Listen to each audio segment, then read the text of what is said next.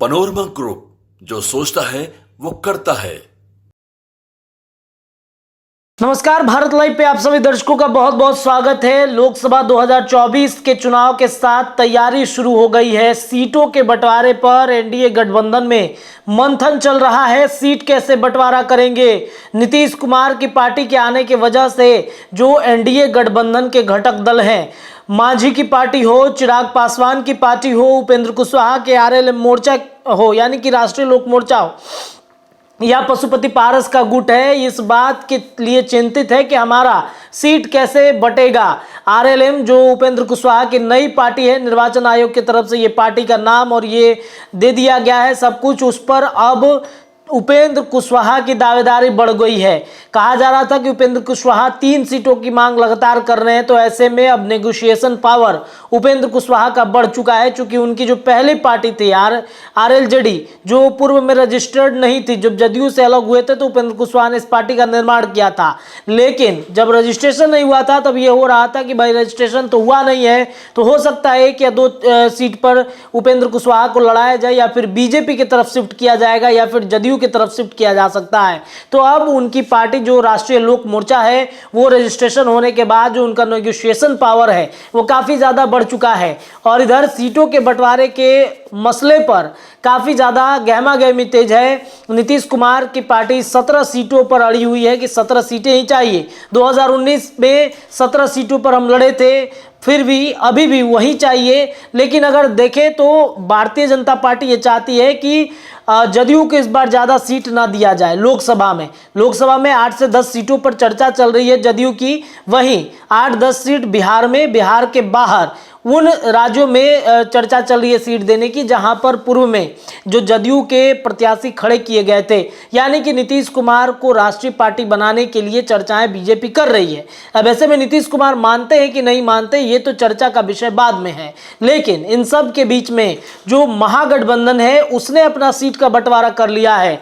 खबर यह है कि 25+15 इन सीटों पर ये जो समीकरण है वो बनते हुए दिख रहा है। महागठबंधन में 25 सीटों पर तेजस्वी यादव की पार्टी, लालू प्रसाद यादव की पार्टी आरजेडी लड़ेगी, और 15 सीटों में सभी दलों का बंटवारा होगा। अब ऐसे में सवाल ये भी है कि क्या मुकेश सहनी महागठबंधन की सरकार में एक बार फिर से लड़ सकते हैं? क्योंकि मुकेश सहनी अक्सर देखा जा रहा है कि मोदी सरकार पर, नीतीश कुमार पर काफी ज्यादा हमलावर होते हुए दिख रहे हैं। ऐसे में मुकेश सहनी के लिए कई सीटें जो हैं वो छोड़ी जा रही हैं।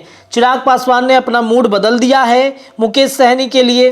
देखिए, हम आपको बताते हैं समीकरण जो नया बना है उसमें क्या है। 25+15 का फॉर्मूला संभवतः ये तय होने की बात कही जा रही है।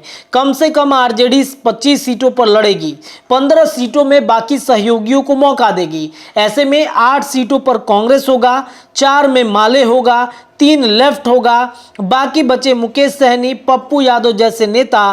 तो ये हो सकता है कि ये जो सीट है 1-2 सीट ऊपर नीचे होने की संभावनाएं जताई जा रही हैं। 25 नहीं तो कम से कम 22-23 सीटों पर तो राजद जो है वो लड़ेगी ही लड़ेगी। पिछली बार के चुनाव में 20 सीटों पर लड़ाई लड़ी गई थी, 15 सीटें दी गई थी जो कांग्रेस है उन लोगों को दिया गया था। अब ऐसे में सवाल ये उठ रहा है कि जहां एक तरफ एनडीए गठबंधन में सीटों का फॉर्मूला अभी तक क्लियर नहीं हो पाया, महागठबंधन तैयारी में है, फुल फॉर्म में उतर रहा है। तेजस्वी यादव को हर हाल में पुरानी वाली गलती नहीं दोहरानी है, जिस वजह से वो 25+15 के फॉर्मूले पर बात बढ़ा चुके हैं। माले मान गया है, लेफ्ट मान गया है, पप्पू यादव मानते हैं या फिर नहीं मानते, इस पर अभी संशय है।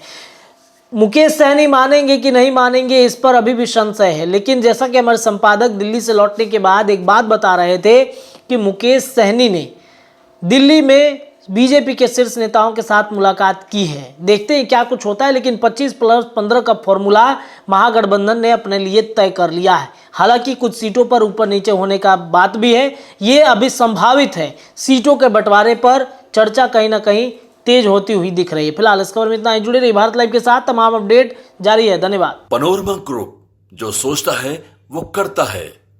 अगर ये वीडियो पसंद आई और वह बिहार के राजनीति और बिहारियत से सरोकार रखेनी तो सब्सक्राइब बटन दबा के चैनल के सब्सक्राइब कर ली। ओजे एगो घंटी बा, ओकरा बटन दबा देला से कुल सटीक और मारक खबर रुआ मुफ्त में मिल जाई। अगर रुआ पत्रकारिता के हमनी के नया प्रयोग में सहयोग कर चाहतानी तो ज्वाइन बटन दबा दी। पेटीएम नंबर नोट कर ली 9386816700। धन्यवाद।